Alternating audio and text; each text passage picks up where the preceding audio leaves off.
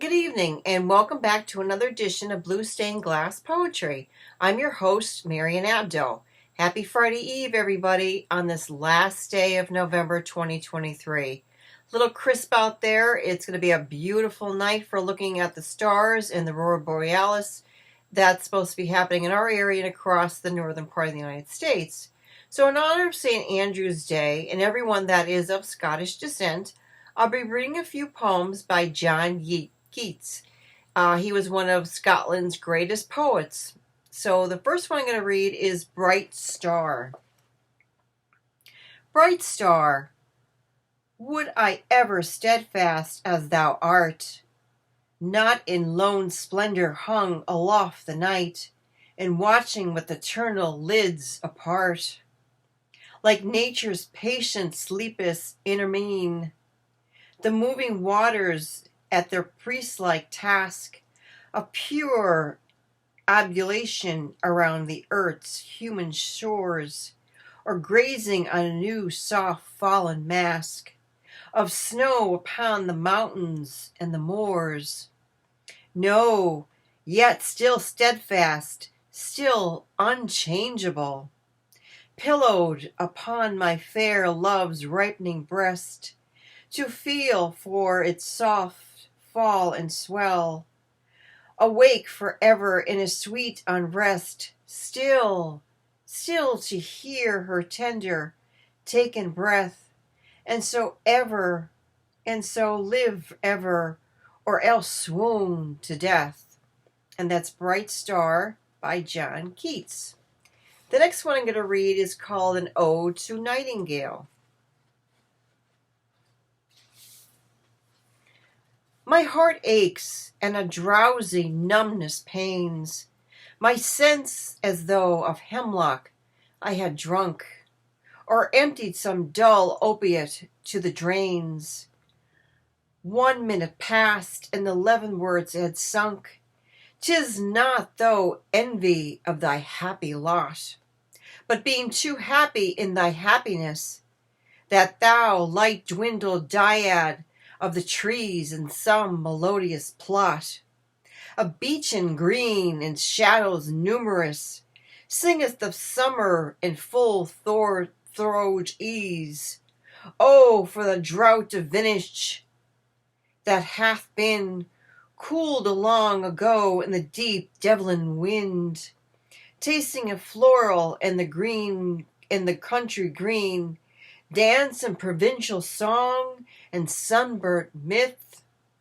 Oh, of the breaker full of warm south, full of true, the blushful hippogrone, with beaded baubles winking at the brim, and purple stained mouth, that I might drink and leave the world unseen, and with thee fade into the forest dim, fade away, dissolve, and quiet forget.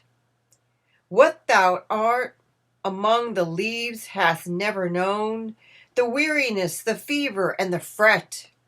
Here where men sit and hear each other groan,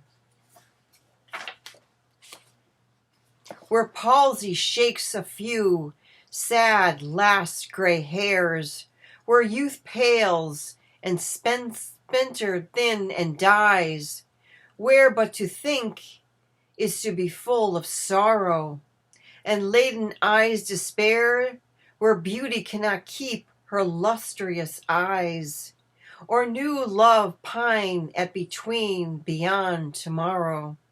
Away, away, for I will fly to thee, not cherished by Beechams and his Purids, but on the viewless wings of poesy, though the dull brain perplexes and retards.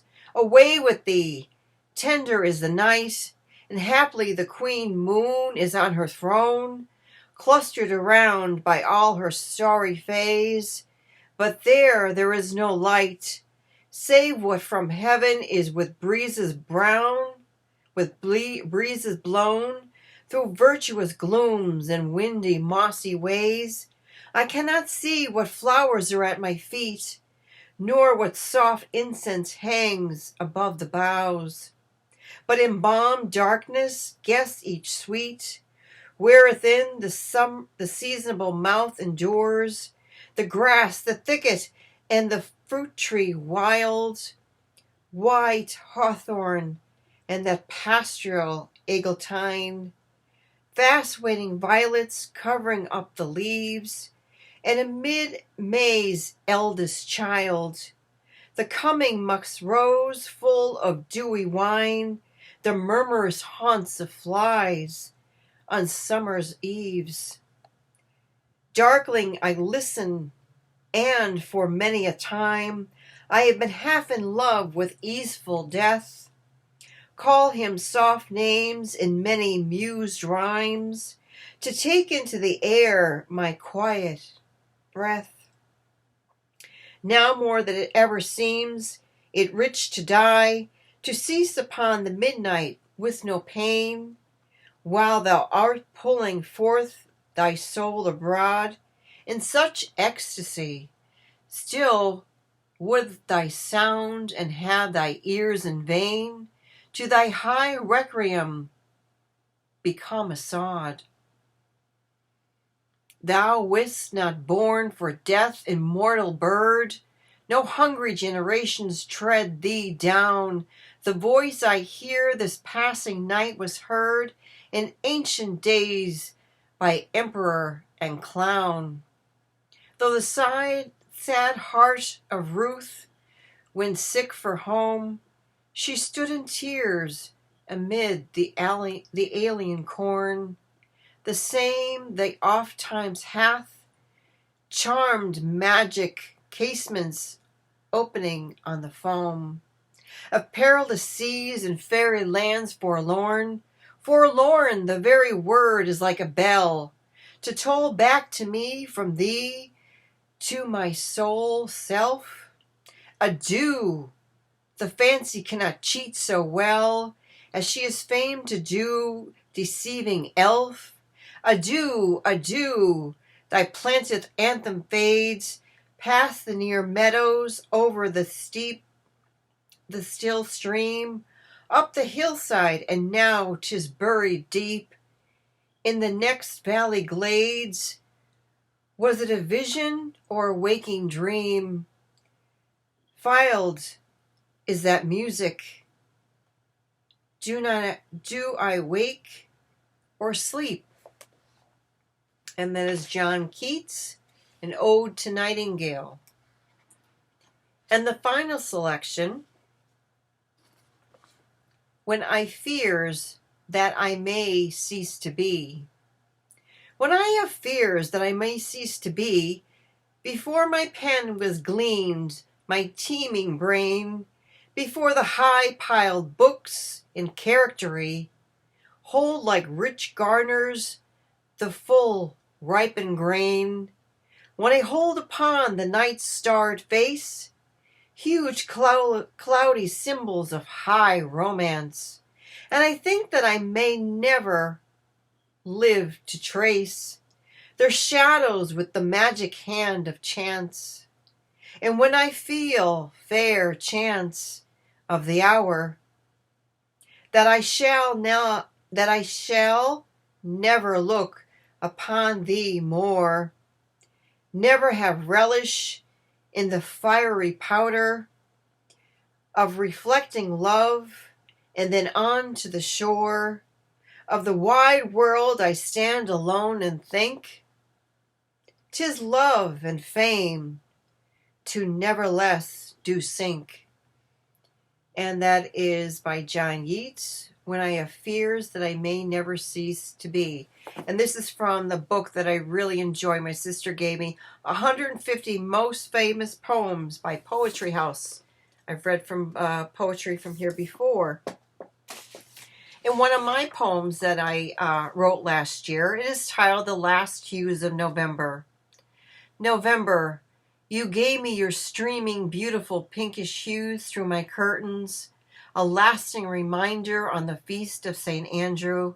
November, you granted me wishes fulfilled in creative bliss. November, you introduced me to new friends and rekindled with those lost so long ago. November, you taught me wellness of body, mind, and soul. For these are fairer, greater treasures that will sustain me throughout this life.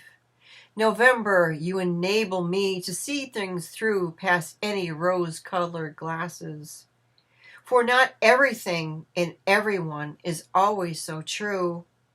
November, your lessons will remain with me until I walk into December. And so we love good news here at Blue Stained Glass Poetry. The book, Fractured Lollipop, Poems of Brokenness, Healing, and Hope, has sold, as of today, 55 copies. I want to thank everyone. Again, I am so proud of everyone who has purchased this book. You, my readers, we are giving back to our local community. We are making a difference in the lives of people who really need it the most. The book is on sale on Amazon, and for every book sold, $1 will be going to the Scranton Keystone Mission. Also, Bindweed Magazine Winter's Wonderland 2023 will be on Amazon for pre-sale starting December 1st, which is not that far away, a couple hours from now. Another great magazine to submit your poetry to and short stories. They do a biannual magazine. The editors are very wonderful to work for. I will put their information in their description box. And with Christmas season upon us, I will be featuring some holiday poetry, but I always submit different poetry. I always like reading different people's perspectives on different things. So if anyone has a poem that you would like for me to read, drop a comment or email me at Maryanne, Maryanne, Abdo, Abdo, at blue-stained-glass.com. I'll be more than happy to read your poem and give you a heralding high five. Tune in next week for more poetry. Thank you for stopping by Blue Stained Glass Poetry. Poetry is a creative response to the world around us. Thank you very much for tuning in and have a great week.